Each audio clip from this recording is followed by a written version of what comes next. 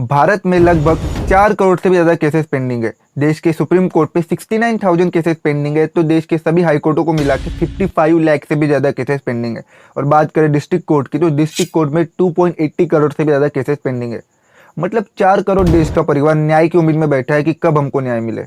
बस यही कारण है कि आपको जस्टिस मिलने में टाइम लगता है और मिलती है सिर्फ तारीख पे तारीख। तारीख पर तारीख, तारीख पर तारीख, तारीख पर तारीख, तारीख पर तारीख मिलती रही है, लेकिन इंसाफ नहीं मिला मिलोड, इंसाफ नहीं मिला। हर 5 साल बाद सरकार बदलती है, पार्टी बदलती है, लेकिन देश की न्याय व्यवस्था 70 सालों से वैसी की वैसी है। एक एग्जाम्पल के तौर पे अगर हम समझने की कोशिश करें तो 70 सालों से हम सिर्फ गाड़ी के ड्राइवर को बदल रहे हैं। जिस दिन हमने गाड़ी को बदलने की कोशिश की या देश की न्याय व्यवस्था में सुधार लाने की कोशिश की, उस दिन से कभी भी जस्टिस या न्याय मिलने में कभी कोई देरी नहीं होगी। भारत में कई ऐसे राजाओं का जन्म हुआ है जिनके साम्राज्य में लोगों को न्याय मिलने में कभी कोई देरी नहीं होती थी। चंद्रगुप्त और चाणक्य के साम्राज्य की जो जुडिशरी सिस्टम थी, न्याय प्रणाली थी, उसे सबसे बेहतरीन माना गया क्योंकि वहाँ लोगों को जल्द से जल्द न्याय मिल जाता था। तो इस वीडियो में हम बात करेंगे भारत में बढ़ती हुई पेंडिंग केसेस की और साथ ही जाने की कैसे इससे लोगों पे प्रभाव पड़ सकता है। अगर आपने अभी तक हमारे चैनल को सब्सक्राइब और वीडियो को लाइक शेयर नहीं किया है तो कर दीजिए। भारत विश्व का सबसे बड़ा डेमोक्रेटिक कंट्री है और जुडिशरी उसी डेमोक्रेसी का थर्ड पिलर है। इतने बड़े लोकतंत्र वाले देश में अगर लोगों को न्याय समय पे नहीं मिलेगा तो लोगों का जो भरोसा है देश की न्याय व्यवस्था पे वो कहीं ना कहीं हिल जाएगा। डेथ पेनल्टी इंडिया रिपोर्ट के अनुसार 2000 से 2015 के बीच में सुनाई गई 1486 मौत की सजाओं में से केवल 73 को बरकरार रखा गया और 443 अपराधियों को निर्दोष पाया गया। अगर आप पे कोई केस चल रहा है तो कोर्ट का जो डिसीजन है वो आने में कई साल लग जाते हैं। इतने साल जेल में गुजारने के बाद जब फाइनली डिसीजन आता है तो पता ही चलता है कि आप निर्दोष हो। देश के उपराष्ट्रपति वेंकैया नायडू ने एक बयान दिया था जिसमें उन्होंने कहा था कि देश के 4 महानगरों में सुप्रीम कोर्ट की बेंच होनी चाहिए क्योंकि लोगों को सुप्रीम कोर्ट तक पहुंचने के लिए लंबी दूरी तय करना पड़ता था, जिससे उनके समय और पैसे दोनों का नुकसान होता था। अगर सुप्रीम कोर्ट की बेंच 4 अलग अलग शहरों में होगी तो इससे पेंडेंसी ऑफ केसेस भी सुप्रीम कोर्ट में कम हो जाएगी और लोगों को न्याय भी जल्द से जल्द मिल पाएगा। सुप्रीम कोर्ट भारत का सबसे बड़ा कोर्ट है और यहाँ का जो डिसीजन होता है वो फाइनल होता है। हमें समझना होगा कि सुप्रीम कोर्ट को किस लिए बनाया गया। सुप्रीम कोर्ट इसलिए नहीं बनाया गया था कि 2 लोगों के आपसी झगड़े को 10-20 हजार रुपए के झगड़े को सुप्रीम कोर्ट में सुलझाया जाए। ना ही सुप्रीम कोर्ट इसलिए बनाया गया था कि पति पत्नी के तलाक के मामलों को सुप्रीम कोर्ट में सुलझाया जाए।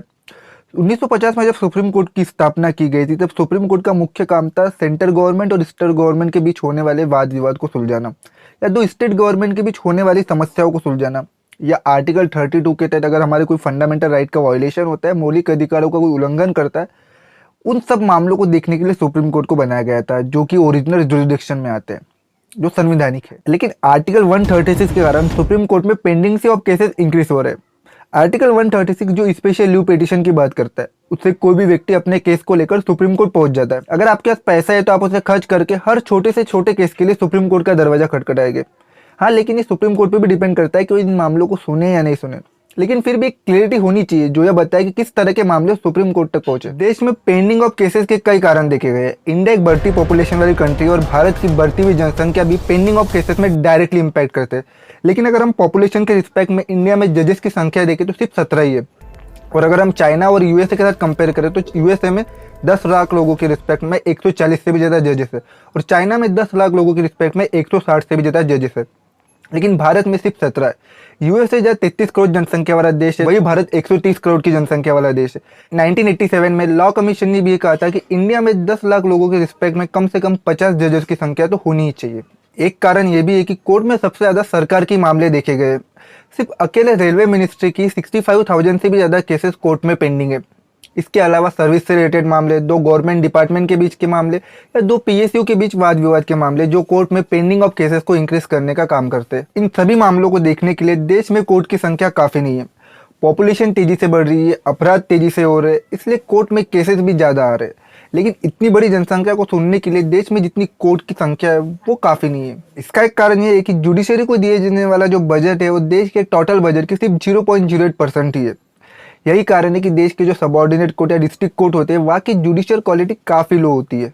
कहीं पे टूटी फूटी खुर्चियाँ होती है तो कहीं पे धूल जमी हुई फाइलें होती है। समय के साथ साथ आम जनता भी अपने अधिकारों को लेकर और अधिक जागरूक हो रही है। लोग छोटे से छोटे मामलों को लेकर कोर्ट पहुंच रहे हैं, लेकिन कोर्ट में ऐसे ही पेंडिंग ऑफ केसेस इंक्रीज होते रहे तो देश में कई सारे प्रभाव देखे जा सकते हैं। एक आम आदमी का भरोसा सरकार और न्याय प्रणाली से उड़ जाएगा। कई बार ऐसे केसेस भी देखने पड़े जब एक निर्दोष व्यक्ति को कई सालों तक जेल में गुजारना पड़ा। कई साल जेल में गुजारने के बाद उन्हें फिर निर्दोष साबित कर दिया जाता है। अगर डिसीजन सही समय पर लिए गए और जल्दी जल्दी से लोगों को न्याय मिलते गया तो देश की जीडीपी में भी 1 से 2% का ग्रोथ देखा जा सकता है। इन सब में सुधार लाने के लिए हम कई कदम उठा सकते हैं। देश के 25 हाईकोर्ट में 1080 जज की स्ट्रेंथ है, लेकिन करंटली वर्किंग जज सिर्फ 661 ही है, मतलब 419 पोस्ट खाली है। देश के हाई कोर्ट में करीब 40% वैकेंसी है। उन पोस्ट को फुलफिल करना होगा जजेस को अपॉइंटमेंट करके, और साथ ही बेटर ट्रेनिंग और टेक्निकल सपोर्ट भी प्रोवाइड कराना होगा। जुडिशरी को अलोकेट होने वाला बजट देश के टोटल बजट के सिर्फ 0.08% ही है, जो कि काफी नहीं है। जजेस को अपॉइंटमेंट करने के लिए, कंप्यूटराइजेशन सिस्टम को कोर्ट में लाने के लिए और टेक्निकल सपोर्ट के लिए फंड की जरूरत होगी। इसलिए गवर्नमेंट ने जुडिशरी को दिए जाने वाले बजट को इंक्रीज करना चाहिए। साथ ही बेटर रिजल्ट के लिए बेटर इंफ्रास्ट्रक्चर को भी प्रोवाइड कराना होगा। इसके अलावा सरकार ने जज पॉपुलेशन रेशियो को इंक्रीज करने पर भी ध्यान देना चाहिए। अभी के समय देश में पर मिलियन पॉपुलेशन के रिस्पेक्ट में सिर्फ 17 जज ही है। देश की 130 करोड़ पॉपुलेशन के रिस्पेक्ट में सिर्फ 17 जज, ये काफी नहीं है। कुछ लोग यह भी सलाह देते हैं कि देश में पेंडिंग ऑफ केसेस को डिक्रीज करने के लिए हमें कोर्ट ऑफ अपील को देश के 5 से 6 शहरों में स्टैब्लिश करना चाहिए। इससे क्या होगा कि सुप्रीम कोर्ट में जाने वाले जो केसेस होंगे वो कोर्ट ऑफ अपील में जाएंगे, और कोर्ट ऑफ अपील का जो फाइनल डिसीजन होगा वो सुप्रीम कोर्ट के डिसीजन के सिमिलर ही होगा।